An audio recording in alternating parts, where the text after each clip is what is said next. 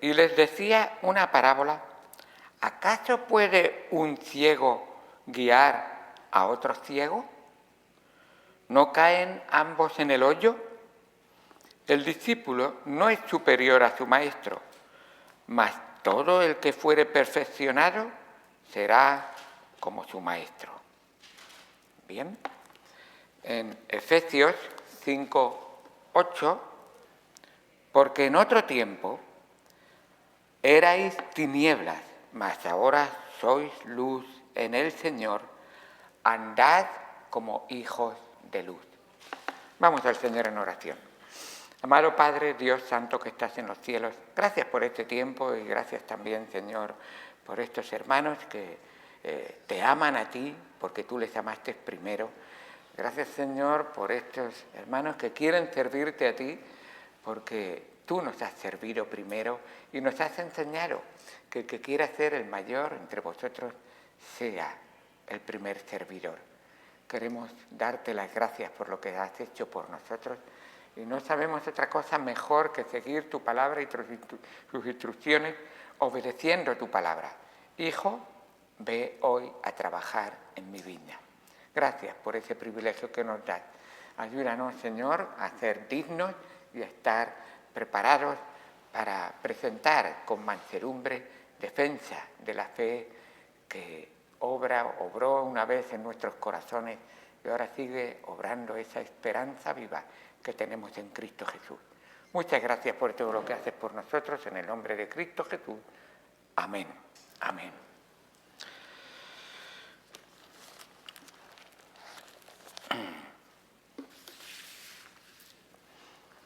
Quisiera comentar con vosotros estas clases que quiero hacer con vosotros de discipulador. Tienen que ver con que un discípulo es uno que sigue a su maestro y mientras esté vivo su maestro siempre será un discípulo. Recordad que el maestro vive por los siglos de los siglos, nos ha dejado su palabra eterna y él eternamente será un maestro para nosotros. Así que el verdadero Hijo de Dios nunca deja de ser un discípulo.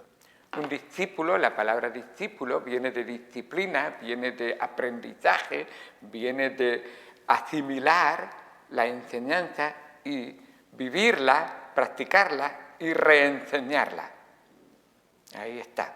Así que yo quisiera hablar con vosotros por un momento de algo que siempre me ha llamado mucho la atención.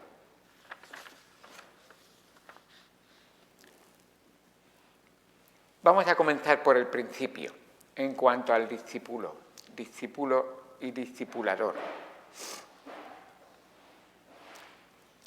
Imaginaros esta situación. Os encontráis a alguien por la calle y os dice: tengo 5 minutos de vida, ¿qué tengo que hacer para ir al cielo?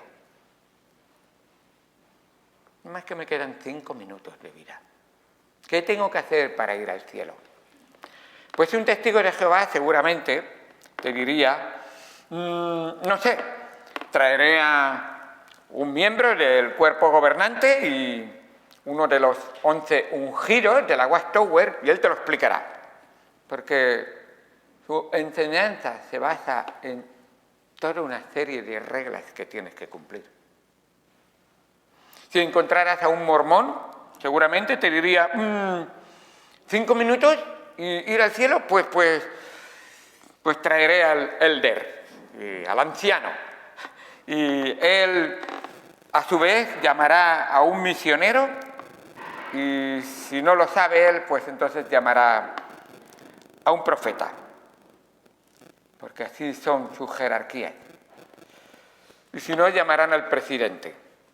Russell Nelson, se llama así ahora, el presidente de los mormones.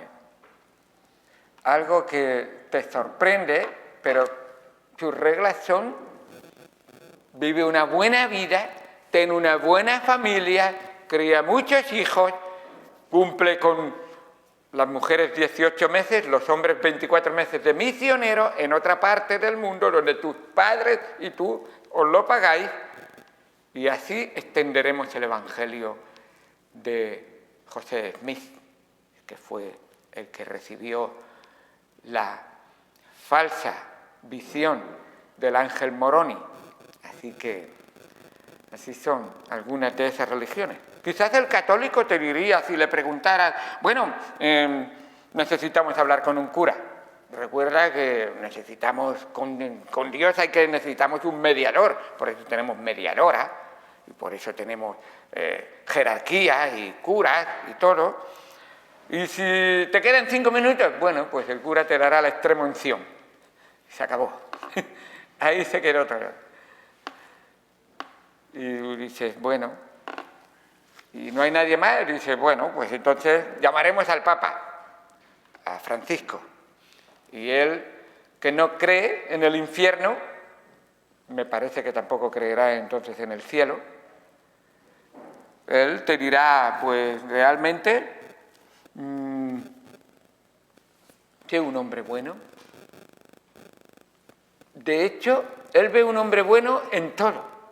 Judas era un hombre bueno que sufrió la situación de su vida. Él defiende a Judas y cree que Judas estará en el cielo. Seguramente él sabe más que Cristo, es lo que cree él. Si Cristo dice que es hijo de perdición, no es de salvación. Así que un adventista, pues un adventista seguramente te diría, bueno, espera, tu alimentación, que es muy buena, que cuides mucho de tu alimentación. De hecho, así era la señora White, Elena White. Ella, su alimentación era muy importante y esas eran unas reglas muy importantes a seguir, reglas seguidas del Antiguo Testamento en cuanto a alimentación. Ciertas cosas que no se podían comer. Pero ellos sí dicen, cree en Cristo y cumple la ley. Las dos cosas. Si no has cumplido la ley, entonces estás verdaderamente perdido. ¿Qué diría la psicología? Anda. O el coaching, que está tan de moda. Te diría, piensa positivo, te quedan 5 minutos, piensa positivo. Reflexiona sobre lo bueno que ha pasado en tu vida. Sí. Está bien morir con una leve sonrisa de tonto en la cara, pero al final mi alma está vacía. Realmente. ¿Y la medicina? ¿Qué te diría la medicina? Hombre, 5 minutos, pues para que no sufras te vamos a dar una inyección de morfina y ya, ahí está. Todo lo que te podemos ofrecer. Claro, sin pensar en todas las religiones por ahí, como el Hare Krishna, ese hombre que te dice, haz meditación para purificar tu mente y cuando alcances el nirvana, entonces ya no sufrirás más. Bueno, claro. Quizás si te encontrara el musulmán, pues te diría, ora 5 veces al día, dirigiendo tu mirada hacia el este. Y así verás, siguiendo los 4 pilares de Alá, lo que te va a pasar. Es muy triste. Pero no hemos venido para criticar, hemos venido para buscar qué tengo que hacer para ir al cielo si tengo solo 5 minutos de vida. ¿Qué voy a hacer? ¿Cómo puedo? Quisiera por un momento repasar con vosotros, y por eso he dicho que empiece desde el principio, repasar con vosotros el plan bíblico de redención. Plan bíblico de redención, salvación. Yo siempre lo llamo la cápsula concentrada del plan de salvación en el libro de Romanos. Así fue como alguien se acercó a mí y me explicó el plan de salvación. Tenía esa misma pregunta: ¿qué tengo que hacer para ser salvo? Tenía falsos conceptos, pero ¿qué tengo que hacer para ser salvo? Creía que Dios iba a pesar mis obras buenas y mis obras malas, y entonces en una balanza si se inclinaba, pero recuerda que una obra mala, la paga del pecado es, ya está, se ha acabado. ¿Cuánto pueden pesar las obras buenas si ya estoy muerto? No me sacan de ahí. 5 minutos. ¿Empezamos? 5 minutos tengo de vida. Amigo, amiga, 5 minutos son suficientes para mostrar la realidad de tu necesidad y de lo que Dios te ofrece a ti. Todos somos pecadores. La palabra de Dios nos dice en Romanos, y entonces por eso deberíamos de tener o una Biblia, porque una cosa muy buena es mostrar con la palabra de Dios para que los ojos lo vean lo que Dios dice. Esto no es algo que yo te digo, que yo he pensado, que a mí se me ha ocurrido, ni siquiera es la mejor idea del mundo, es la única verdad. En Romanos 3, versículo número 10 dice: como está escrito, no hay justo ni aun uno, no hay quien entienda, no hay quien busque a Dios, todos se desviaron, a una se hicieron inútiles, no hay quien haga lo bueno, no hay ni siquiera uno, ni tú ni yo. Sepulcro abierto en nuestra garganta, más de una vez con nuestra boca hemos dicho cosas que no deberíamos, con su lengua engañan. Cada vez que hago algo malo lo tengo que tapar con un engaño. Veneno de áspides hay debajo de sus labios, su boca está llena de maldición y de amargura. El odio, el rencor, la rabia, todas esas emociones negativas que tenemos en nuestra vida son consecuencias de nuestro pecado. Su boca está llena de maldición y de amargura, sus pies se apresuran para derramar sangre, quebranto y desventura hay en sus caminos, y no conocieron camino de paz. Estamos deseando tener paz en nuestra vida, pero sobre todo si no la hay en nuestro corazón, no la vamos a encontrar. No hay temor de Dios delante de sus ojos. Así que, en primer lugar, nos damos cuenta que somos pecadores. Si tuvieras la situación que dijeran, pues yo no soy tan malo, pues tendrías la oportunidad de repasar los 10 mandamientos con él, con esa persona. Sería muy fácil. No mentirás, no hurtarás, no codiciarás. Yo no he hurtado nunca nada, nunca he robado nada. ¿Has llegado un minuto tarde alguna vez? Pues has robado esos minutos que has llegado tarde. ¿Has contado cuántas personas habían? Eso me hizo un día mi pastor. Teníamos un ensayo de coro y llegué 10 minutos tarde. Y dijo: José, ponte ahí. Los demás estaban sentados. Mirarlo. 1, 2, 3, 4, 5, 6, 7, 8. Has llegado 10 minutos tarde, nos has robado 80 minutos. Nos debes 80 minutos. Arrepiéntete.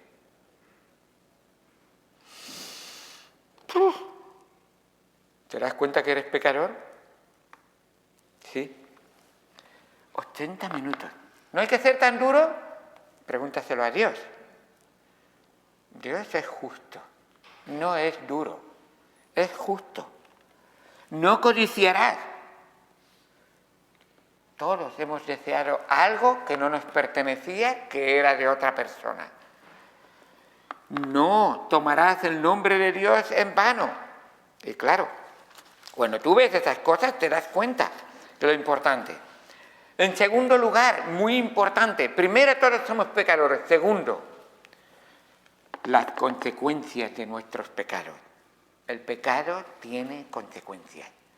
Consecuencias duras. no tienes cielo. Romanos 3, 23. Por cuanto todos pecaron y están destituidos, descalificados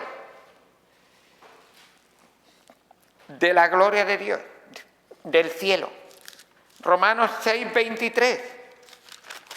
La primera parte leeremos en esta ocasión.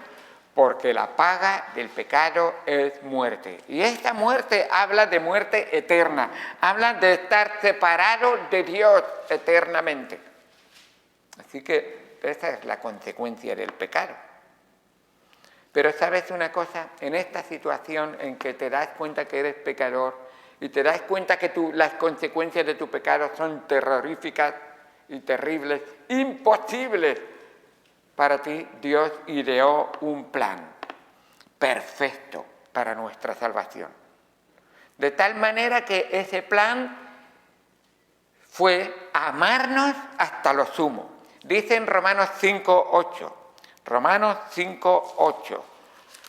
Mas Dios muestra su amor para con nosotros en que siendo aún pecadores, Cristo murió por nosotros. Lo que hemos visto de que somos pecadores, lo que hemos visto de las consecuencias del pecado, sí, a pesar de esto, Cristo murió por nosotros en la cruz del Calvario.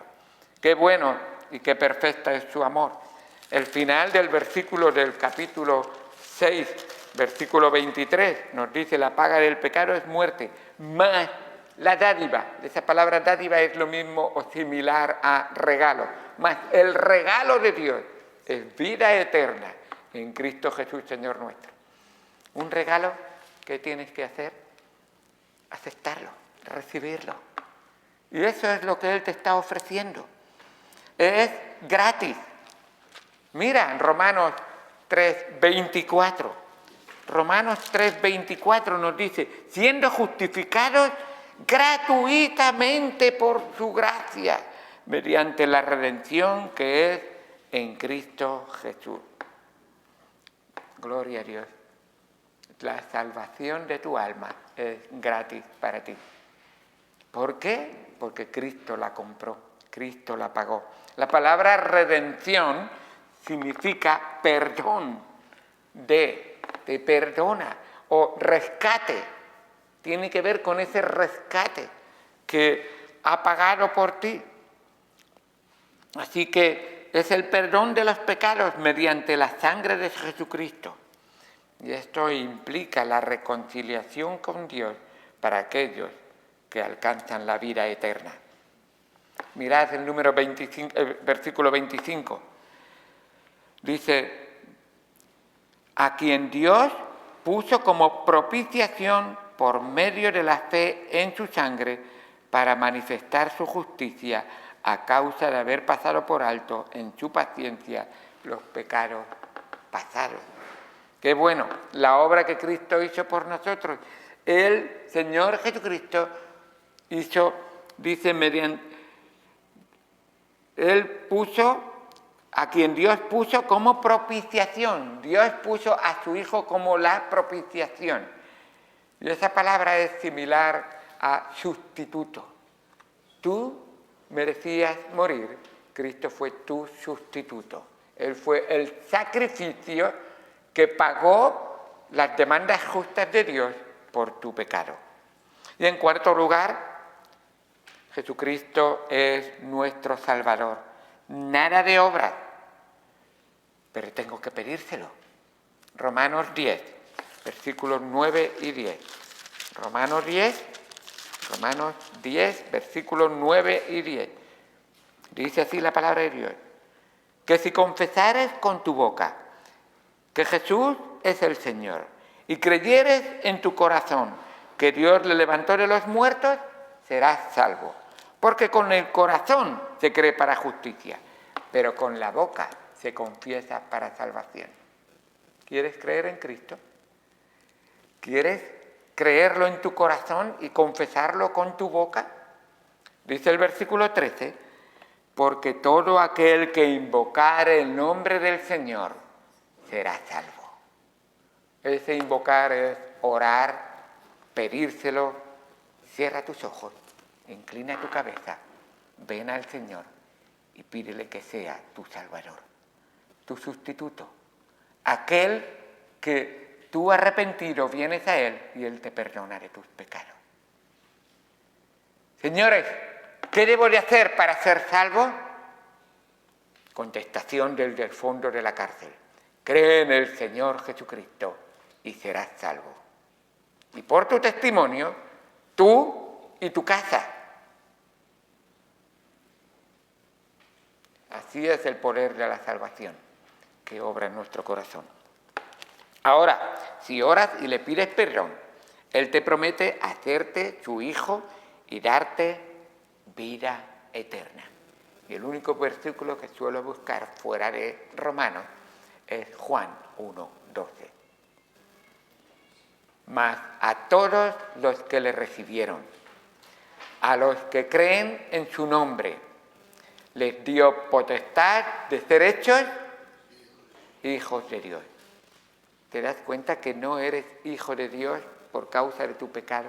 Pero Cristo vino a pagar por tu pecado y ahora perdonado y limpiado, lavado en la sangre preciosa de Cristo, vienes a Él y Él te recibe en la familia y ahora eres adoptado en la familia de Dios. Y ya no eres solo una criatura, eres una criatura perdonada y salvada, lo cual te hace hijo de Dios. Es crucialmente importante decir la verdad. Te encontrarás con personas que vienen de diferentes ángulos de la tierra, diferentes ángulos sociales, diferentes situaciones emocionales, diferentes pecados, pero a fin de cuentas, la Escritura lo dice, todos son pecadores, todos somos pecadores. Necesitas reconocer tu pecado, necesitas reconocer que ese pecado tiene consecuencias terribles para tu vida. Necesitas darte cuenta que no puedes hacer nada por salvarte a ti mismo y que solamente hay uno que puede salvarte, el Señor Jesucristo. Por eso vino a esta tierra. El Hijo del Hombre vino a salvar lo que se había perdido. ¿Cómo es? ¿Cómo dijo? Vino a salvar lo que se había perdido. Dice otra más. ¿Cómo? A buscar y a salvar. Vale. A buscar y a salvar lo que se había perdido. Ahí está. Muy bien. Gracias, hermano.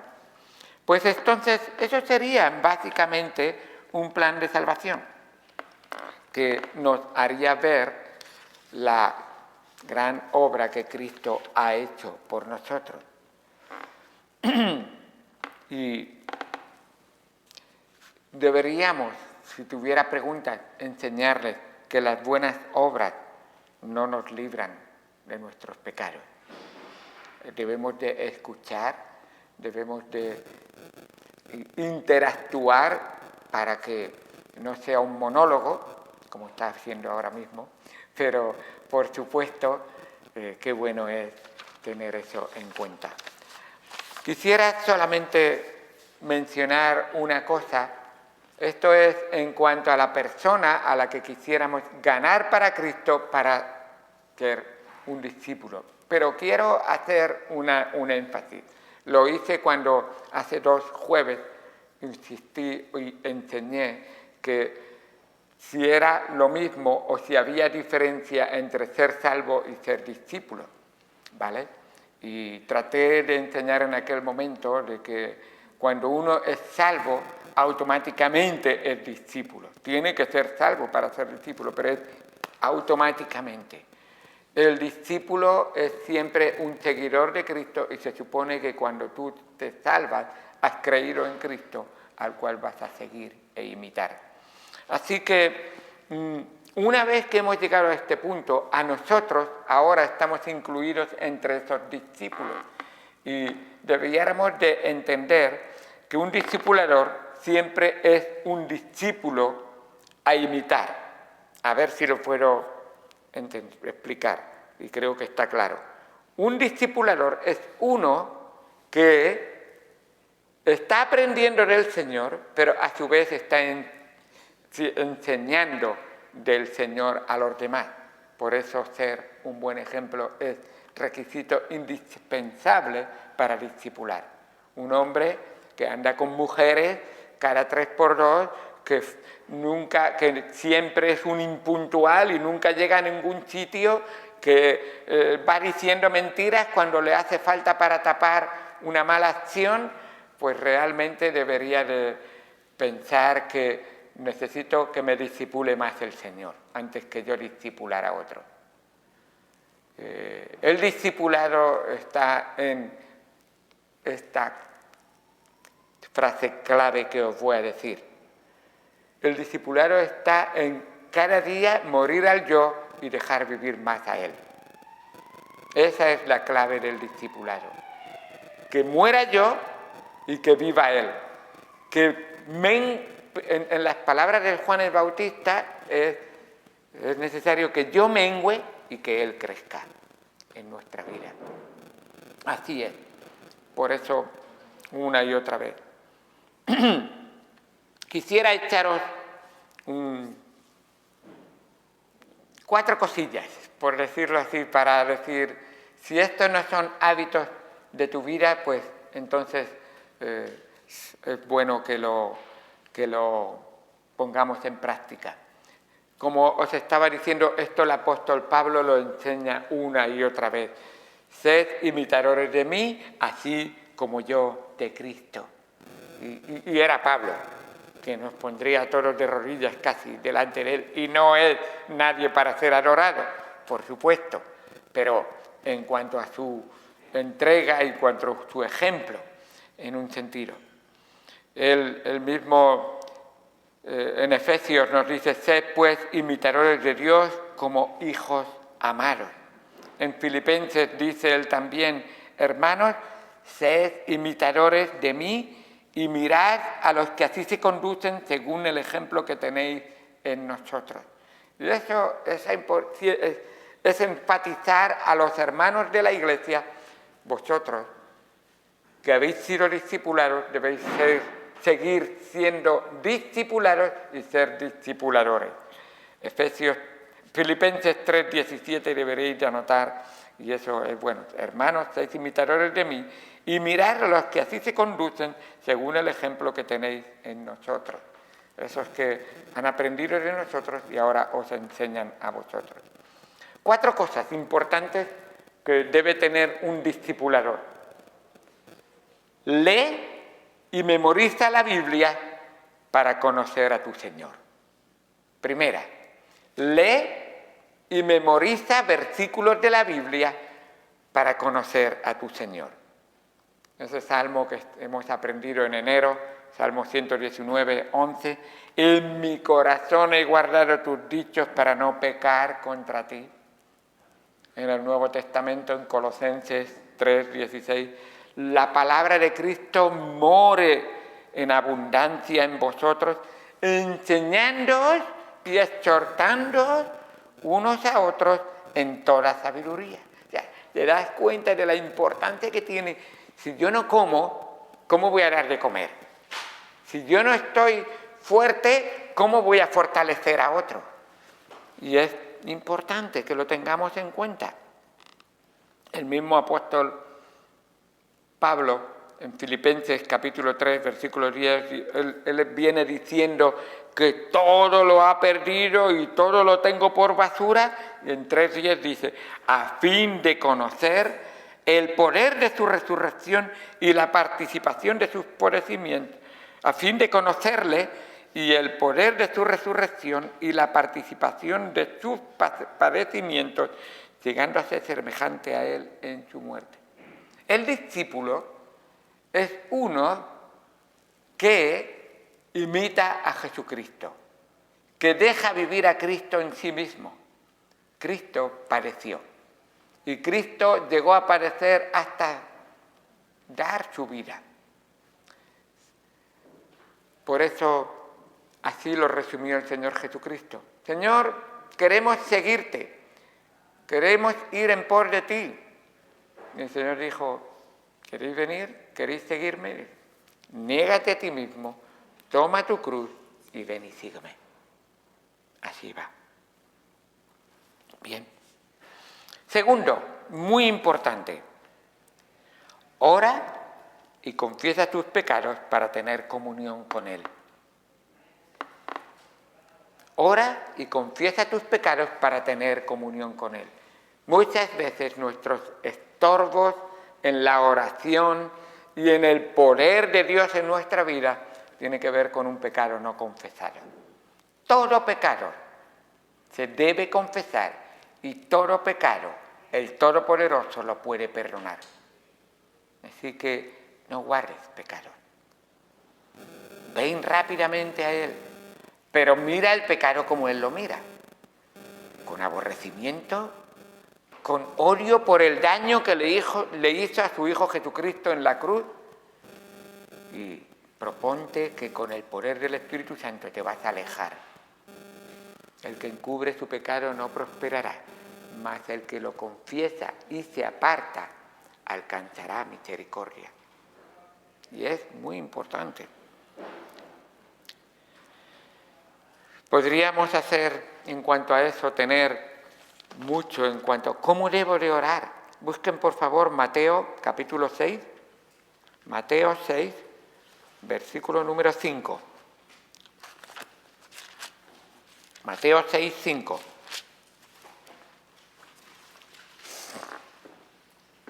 Vamos a ir leyendo un versículo cada uno. Me gusta la fórmula del hermano José, así que un versículo cada uno y luego tendremos otro texto que es igualmente buenísimo. Un versículo cada uno, Mateo 6, 5 y leeremos del 5 al 15. La hermana Catherine va a empezar leyendo y después vamos hacia atrás. Y cuando ores, no seas como los hipócritas, porque ellos aman el orar en pie en las sinagogas y en las esquinas de las calles, para ser vistos de los hombres. De cierto os digo que ya tienen su recompensa. Mas tú, cuando ores, entra en tu aposento y cerrada la puerta, ora a tu Padre que está en secreto.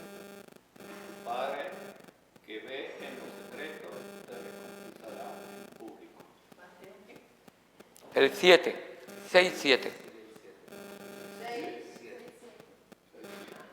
Capítulo 6, versículo 7. Cuando no uséis vanas repeticiones como los gentiles que piensan que por su palabrerío serán oídos. No os hagáis, pues, semejantes a ellos, porque vuestro Padre sabe de qué cosas tenéis necesidad, antes que vosotros le pidáis. Vosotros, pues, oraréis así: Padre nuestro que estás en los cielos, santificado sea tu nombre. Venga tu reino, hágase tu voluntad, como en el cielo, así también en la tierra. El pan nuestro de cada día, dánoslo hoy. Y perdónanos nuestras deudas, como también nosotros perdonamos a nuestros deudores. Y no nos metas en tentación, mas líbranos del mal. Porque tuyo es el reino y el poder y la gloria por todos los siglos. Amén. Porque si perdonáis a los hombres sus ofensas, os perdonará también a vosotros vuestro Padre celestial. Mas si no perdonas a los hombres sus ofensas, tampoco vuestro Padre perdonará vuestras ofensas. Muy bien. Hermana Rosa, tienes que perdonar a los hombres sus ofensas. Sí, tiene razón. Le digo a Dios que me dé esa bendición. Sí. Eso es. Muy bien. Bien, perfecto. Pues yo quiero que Dios me perdone, así que os perdono a todos. Así que...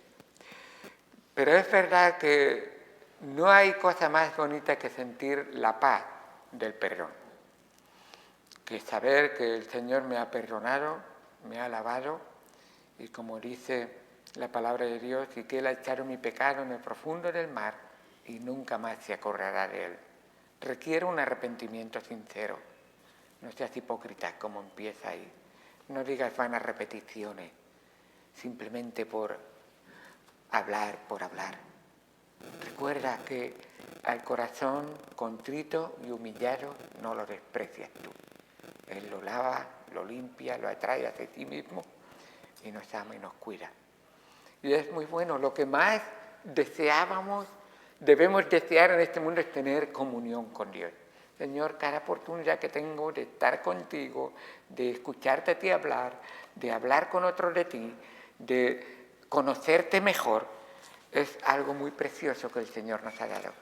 Juan lo tenía así. Recordad que el apóstol Juan, cuando se juntaban los 12 apóstoles, él se recostaba sobre el pecho de Cristo. ¿Y esto por qué era así? Creo que todos sabéis, las mesas que tenían para comer en el tiempo de Jesucristo eran mesas de aproximadamente 30-40 centímetros de alto, no más, alto.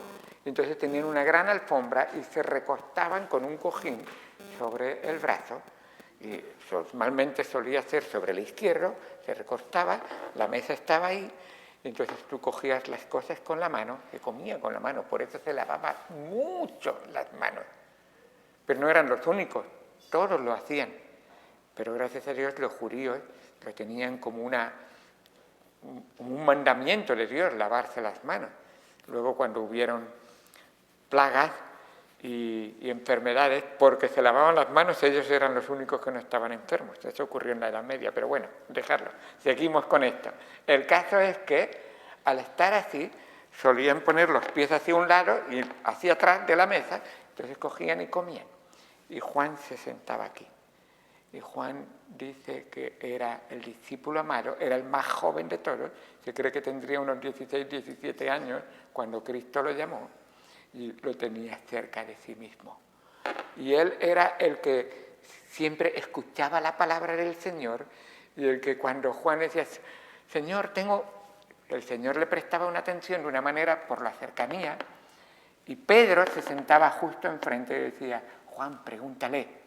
Y siempre hacía esto de, Juan, tú que estás cerca, pregúntale que a ti te escucha. Juan era el discípulo amado. Y él escribe en Primera de Juan, capítulo número 1, lo que más le encantaba al apóstol Juan es estar en comunión con el Señor. Y aun cuando se había marchado, él seguía sintiendo su presencia. Y dice en Juan capítulo 1, versículo número 5, y vamos a leer hasta el capítulo 2, versículo 6. Otra vez esa lectura a todos. Un discipulador que no tiene comunión con su maestro, comunión íntima, le falta lo más importante para poder discipular a otro. Primera de Juan, capítulo número 1, versículo 5, voy a pedir otra vez que Catherine empiece y vamos a leer hasta el capítulo 2, versículo 6. El tema principal, esa comunión que tenemos con Él. Primera de Juan, capítulo número 1, versículo 5, y vamos a leerlo todo, porque para Juan es muy importante. ¿Qué es lo que puede romper mi comunión con el Señor? Señor, entonces, ¿cómo lo puedo reparar? ¿Y qué es lo que pierdo y qué es lo que vuelvo a recuperar cuando hago lo que dice este texto? Primera de Juan 1:5. Adelante, por favor.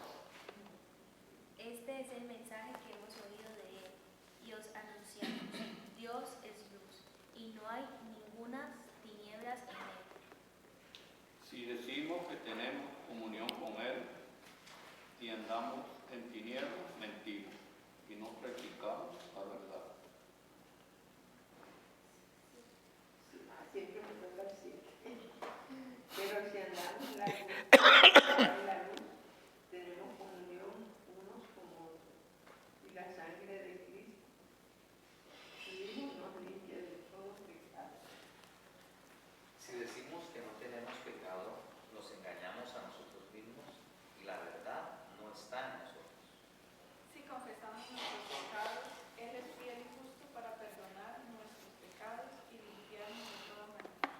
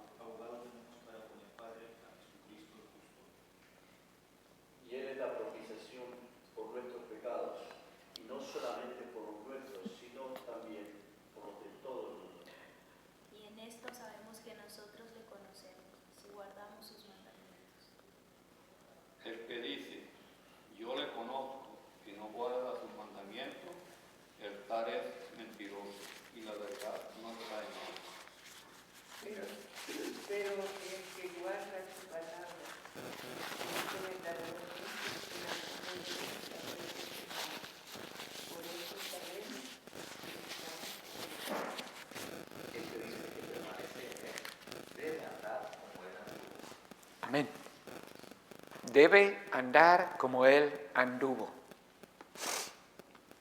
Maestro, enséñame, porque tu enseñanza es vida para mí. Tengo que vivirlo. Y es muy importante tenerlo en cuenta. La tercera cosa que quisiera enseñaros es: testifica y vive para tener comunión con otros. Hemos hablado, en primer lugar, lee y memoriza la Biblia para conocer a tu Señor. Hemos dicho, ora y confiesa tus pecados para tener comunión con Él. Y ahora, la segunda parte de la ley, la primera es ama a Dios, la segunda parte es ama a tu prójimo. Testifica y vive para tener comunión con otros. Tenemos esa gran comisión en Mateo capítulo 28, donde el Señor Jesucristo nos dio realmente un texto ahí precioso que dio a sus discípulos, pero que a su vez quería que sus discípulos lo transmitieran a los discípulos de sus discípulos. Y eso ha sido transmitido tan bien que tú y yo estamos hoy aquí. Somos discípulos de otros discipuladores que nos discipularon en el sentido de testificarnos, mostrarnos el Evangelio, y Dios utiliza muchas veces su palabra, su Espíritu Santo y aquellos discipuladores que Él ha comisionado. Vuelvo a repetir, todo cristiano verdadero es un discípulo. O sea, no es la iglesia hay 50 salvos y hay 25 discipuladores y 25 que son solamente calentadores de sillas. No, son los 50 discipuladores. Que necesitamos más discipulados en nuestra vida para poder estar más capacitados, pero eso nos quita que seguimos siendo salvos y discipuladores. Discipulados y discipuladores. Y esa es la cosa. Nunca dejamos de aprender, siempre tenemos algo que enseñar. Esa es la vida. Nunca dejamos de aprender, siempre tenemos algo que enseñar. Si tú no estás enseñando, estás poniendo una obstrucción al canal de la vida que Dios quiere que llevemos a otras personas. No seas una piedra de tropiezo, no seas una suciedad en el camino, en el canal. Así que qué bueno es recordar las palabras del Señor Jesucristo. Y Jesús se acercó y les habló diciendo: toda potestad. Eso quiere decir, Él tiene toda la autoridad. Bueno, pero yo en mi vida, no, Él la tiene toda.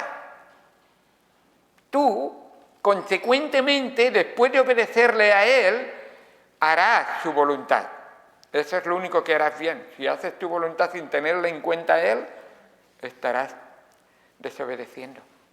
Y Él dice, toda potestad me es dada en el cielo y en la tierra, por lo tanto, haced discípulos a todas las naciones. ¿A quién debes de discipular? Solamente a los que me caen bien. No, te dice a todas las naciones. Todos. Y tus familiares los primeros. Los que están cerca.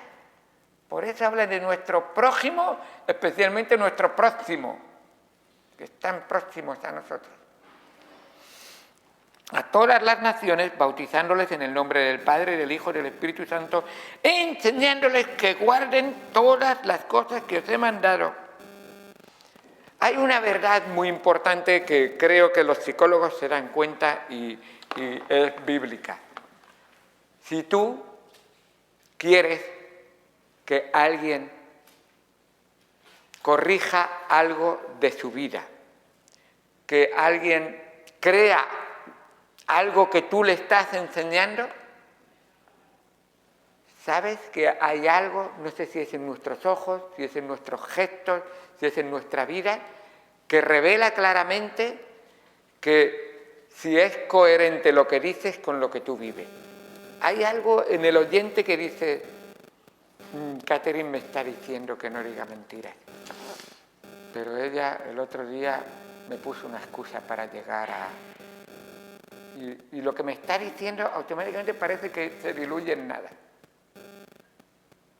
Y no sé cómo es, no me tienes que decir te he mentido, pero hay algo que el oyente percibe, no sé si es algo del Espíritu o algo del Señor. No me digáis el pastor ha dicho que somos adivinos, para nada, en ningún momento. Pero de verdad yo veo que si tu mensaje, si tu enseñanza no está respaldada por tu vida, cuesta mucho creértela. Cuesta mucho creértela. Por eso el dicho, tus hechos hablan más alto que tus dichos. Así es. Y es muy importante, hermanos. Por eso no quiere decir que somos perfectos y que nunca pecamos. Pero quiere decir que yo estoy en comunión con el Señor y si hay algo que le he ofendido lo arreglo enseguida porque no quiero perder esa comunión. Es algo tan precioso que he vendido toda mi vida, he hipotecado todo mi ser para adquirir solamente la perla preciosa, el tesoro mayor, mi vida que está en Cristo. Así que Hechos 1:8, todos os acordáis, y donde el Señor Jesucristo, justo antes de ascender al cielo, Él les dice: pero recibiréis poder cuando haya venido sobre vosotros el Espíritu Santo y me seréis testigos. En Judea, en Jerusalén, Judea, Samaria y hasta lo último de la tierra. Eso es. Primero en Jerusalén, ahí cerquita, después Judea, que es toda la región, después la región contigua, Samaria y hasta lo último de la tierra. Así que en ese sentido estamos ahí comisionados por el Señor. Recordad que el texto que aprendimos el año pasado en Santiago, capítulo 5, versículos 19 y 20, si alguno, lo leo: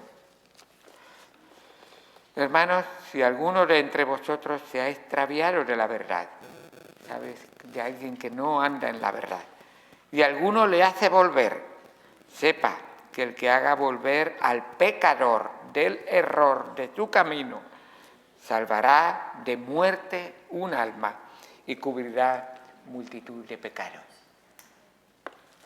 Bueno, creo que es muy importante entender esas 4 cosas. Me queda una. Hemos dicho 3. Lee y memoriza la Biblia para conocer a tu Señor. Ora y confiesa tus pecados para tener comunión con Él. Testifica y vive para tener comunión con otros. Y en cuarto lugar, 4 cositas. Congrégate con la familia. ¿Para qué? Para edificar y edificarte. Otra vez, discipular y discipularte. Congrégate con la familia, y lo he puesto con mayúscula familia, porque recuerda, tu hijo, tu hija, tu papá, tu mamá, son familias mientras dures aquí en la tierra. Pero la familia eterna, que vas a tener que aguantar eternamente, son los hermanos del Señor, los hijos de Dios, aquellos que de verdad han conocido a Cristo como su Señor y Salvador. Y hay un propósito: edificar y edificarte.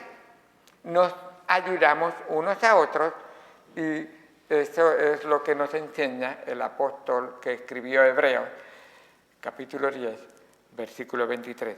Mantengamos firmes sin fluctuar la profesión de nuestra esperanza, porque fiel es el que prometió. Y considerémonos unos a otros para estimularnos al amor y a las buenas obras, no dejando de congregarnos, como algunos tienen por costumbre, sino exhortándonos, y tanto más cuando veis que aquel día se acerca. Hebreos 10, 23 al 25.